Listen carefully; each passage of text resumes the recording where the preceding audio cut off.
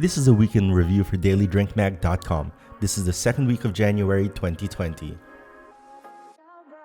The second page of Employees Only Singapore's menu lists what they refer to as tropical classics.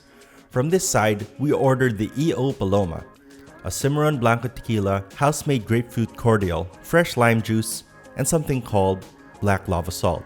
Now, a pinch of that black lava salt sits right on top of some perfectly cut ice and is a layer that you both smell and taste. What does it smell like? Well, it's a taste and smell of the seas that adds a bit of spice to a much beloved cocktail. Moving over to the Philippines, we visit the province of La Union and the Shrine of Satisfaction. Over here, we tasted a piña colada, a staple for any respectable beachside bar. But this special bar deserves a special take on the classic. And this is exactly what the Shrine of Satisfaction brings to the table with their clarified piña colada. All the flavors you would expect are present: the rum, the cream of coconut, and of course, the piña, or the pineapple.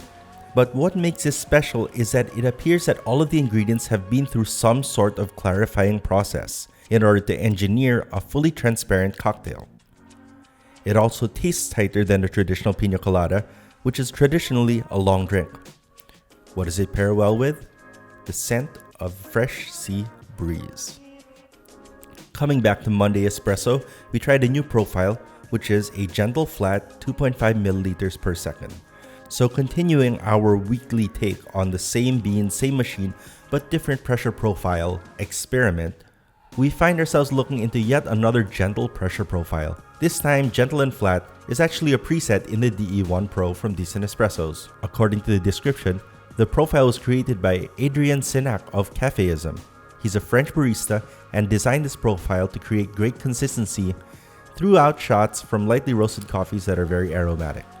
When pulling our shot, we got the exact 2.5 milliliters per second after 44 seconds at 91.1 degrees Celsius. The total weight of our espresso was exactly 40 ml. Using our house blend of DC7, our shot produced an aroma that had a hint of cacao and spices, notes of nutmeg, followed by a subtle nutty flavor with very low acidity. The body left a smooth mouthfeel, but kind of lacked balance. What we found is that the gentle flat 2.5 milliliters per second pressure profile was smooth and sweet but did not make for an exciting flavor.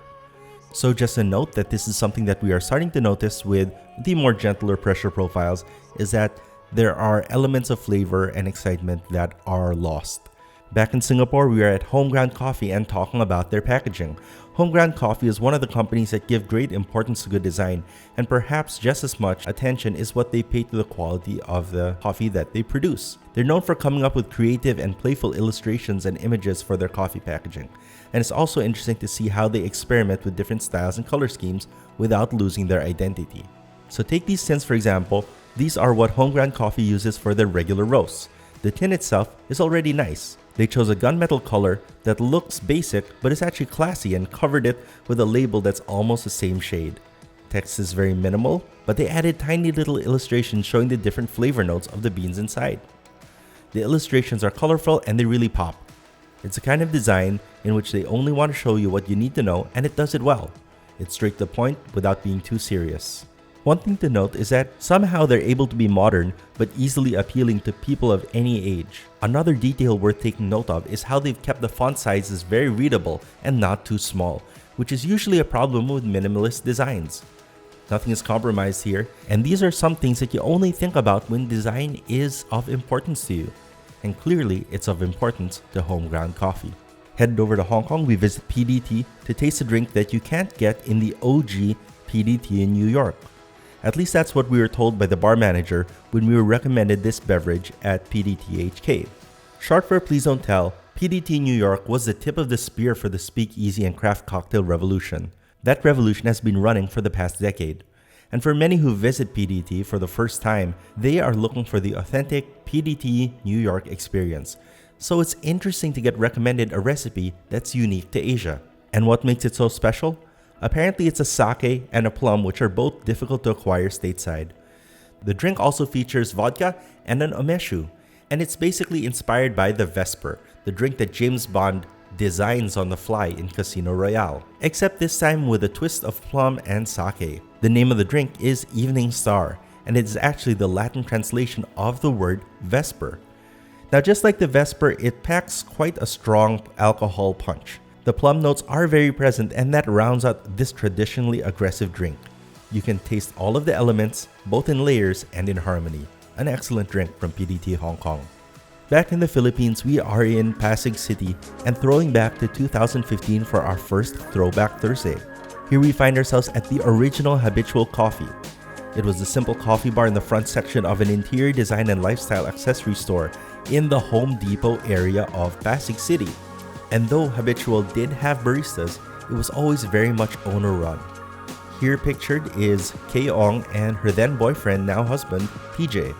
They are two of the three that founded Habitual. The third is Raf Garcia, who is the partner who handles Habitual's day-to-day business all the way until today. Did we mention that this coffee bar was AeroPress only?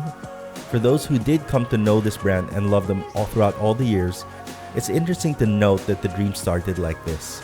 It's very true to the fighting spirit of the AeroPress, the little brewer that could. Today in 2020, Habitual has 3 branches, one in QC, one in BGC, and their flagship store is now in Salcedo Village, Makati. You can still order a pretty mean AeroPress brew. Finally, we are back in Singapore on Hong Kong Street. So it's a little bit confusing, but this bar is called 28 Hong Kong Street, but it's in Singapore's financial district. Now, beyond their incredibly high standard for quality drinks, it's a joy to see how much the bartenders at Singapore's 28 HKS for short take care of the bar and how well their team works together. They always look like they're having a good time and are in love with their job, which translates well to their service approach. Even when you're with a group of people, all of your drinks arrive at the same time. They don't sit in the bar for very long. This way, everyone can start their drink at the same time and also finish at the same time, then order the next round of drinks.